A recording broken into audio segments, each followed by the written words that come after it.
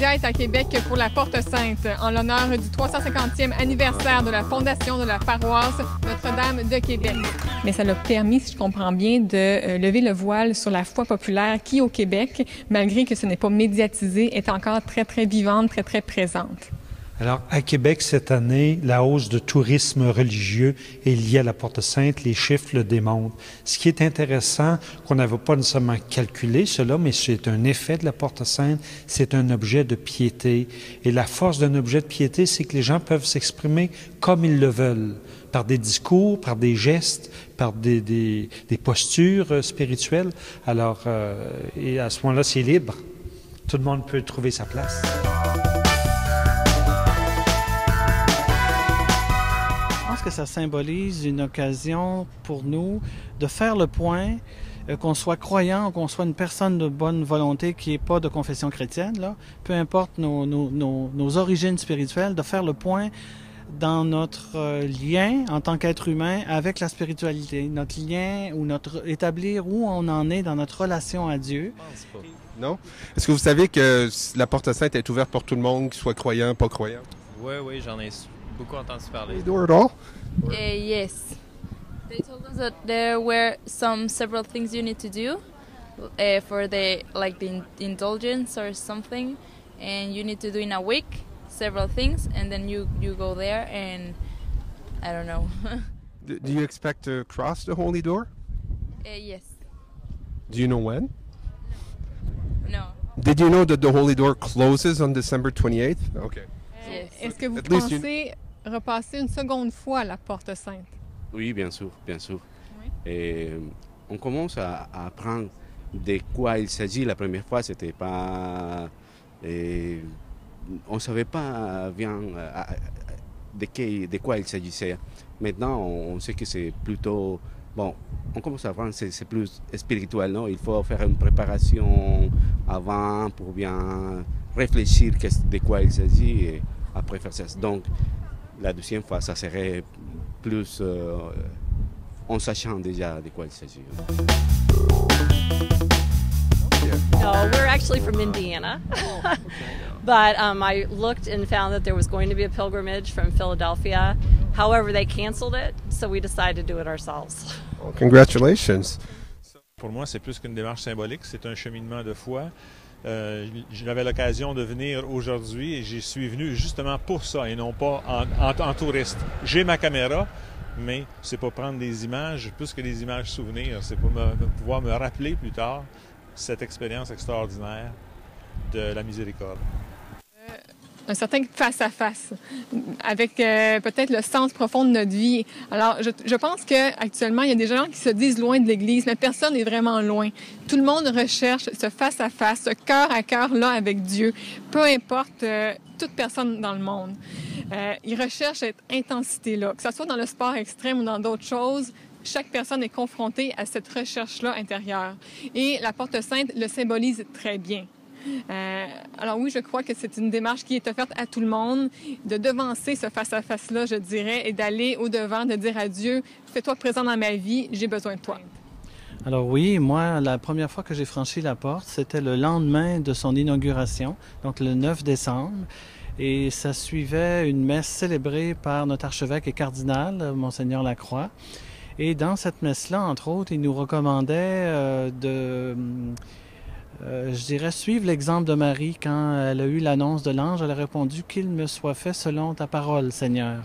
Alors, on était encouragés à dire la même chose quand on franchissait la porte.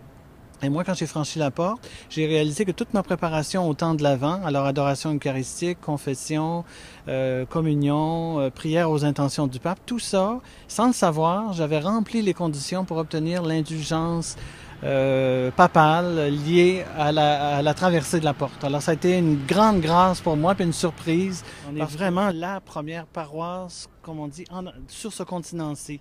Mais d'un point de vue spirituel, le peuple québécois est un des peuples dans le monde, on en parlait avec des amis ce midi, entre autres, qui a envoyé beaucoup de personnes en mission pour évangéliser dans les pays étrangers, je dirais depuis les débuts de la foi ici.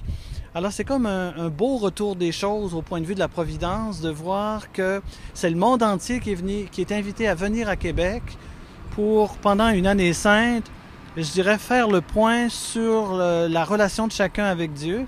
Et c'est aussi une démarche qui peut être vécue en groupe. Donc, toute une communauté chrétienne peut venir. Et chaque fois que quelqu'un vient, il y a des questions, je dirais, préparatoires pour traverser la porte qu'on peut se poser. Je vous donne quelques exemples, si vous permettez. Un exemple, c'est de dire quelles portes, humainement et spirituellement, sont fermées ou ouvertes dans ma vie. Et on peut aller, à la cathédrale, présenter ça à Dieu, puis traverser la porte comme ça. Une autre façon de le voir, c'est de dire quelle porte, humainement ou spirituellement, je peux aider à ouvrir dans la vie de quelqu'un d'autre. Un membre de ma famille, un ami, quelqu'un avec qui je travaille. Une troisième question, ça peut être de dire, au plan de la communauté chrétienne à laquelle j'appartiens, quelle porte on est appelé à ouvrir, quels passages on est appelé à vivre dans cette année sainte. Alors, c'est toutes des questions qui peuvent nous aider, avant de vivre la démarche spirituelle, à franchir la porte en étant habité par, une réalité intérieure qui est importante et qui est significative pour nous.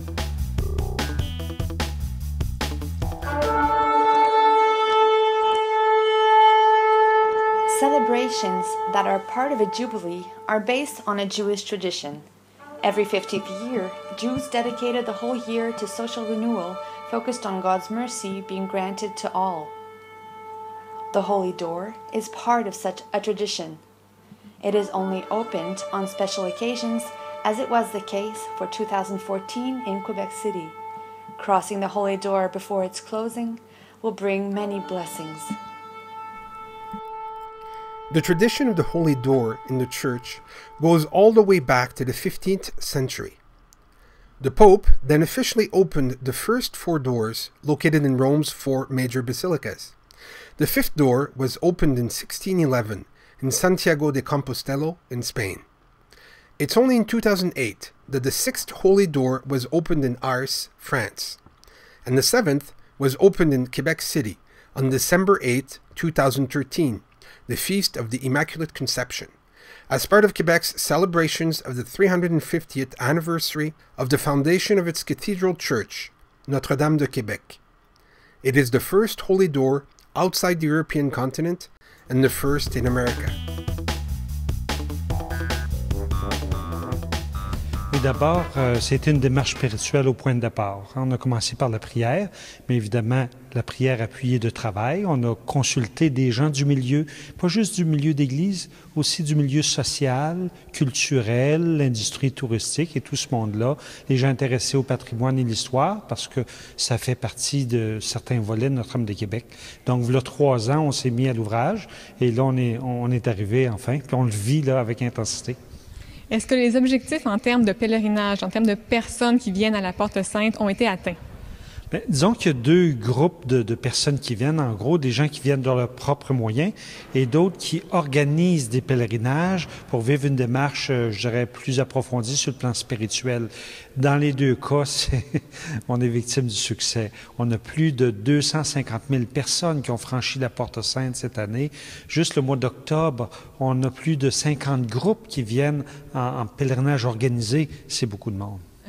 Au niveau de la démarche spirituelle, au niveau du cheminement que les gens ont à vivre en lien avec la Porte Sainte, en lien avec les indulgences, la confession, est-ce que ce volet-là aussi est atteint selon vous?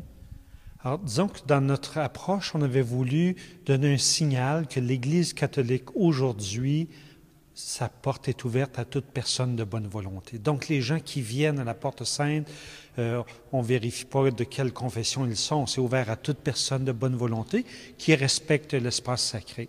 Et dans ce sens-là, on a eu un grand étonnement de voir que chaque personne qui vient, là, en grande majorité, ils ont déjà une démarche religieuse ou spirituelle. Ils viennent en portant des intentions de prière. Ils le font pour un malade proche d'eux, quelqu'un de décédé, pour eux-mêmes, etc. Donc, déjà, ça, c'est des signes du spirituel qui est présent chez les personnes. C'est le propre d'un jubilé d'église, hein? Et c'est pour ça que je disais, c'était fait dans la prière. On n'a pas calculé que la canonisation arriverait, mais on était vraiment en prière pour préparer cela. Et la canonisation de François de Laval et de Marie de l'Incarnation est venue comme un cadeau au cœur même de notre jubilé pour renforcer le fait que notre pays a été bâti dans la foi des pionniers et pionnières que sont François Laval et Sainte Marie de l'Incarnation. Et donc ça révèle au grand jour ce que nous sommes. Et la journée du 28, donc on peut encore faire la démarche. Jusqu'à quelle heure? Alors, le 28 décembre, il faut comprendre que c'est la fête de la Sainte Famille. C'est pour ça qu'on a choisi cette date. Grande dévotion de François de Laval. Et donc, ça va être très familial, cette journée-là. Et jusqu'à 4 heures en après-midi, le 28, ça sera possible.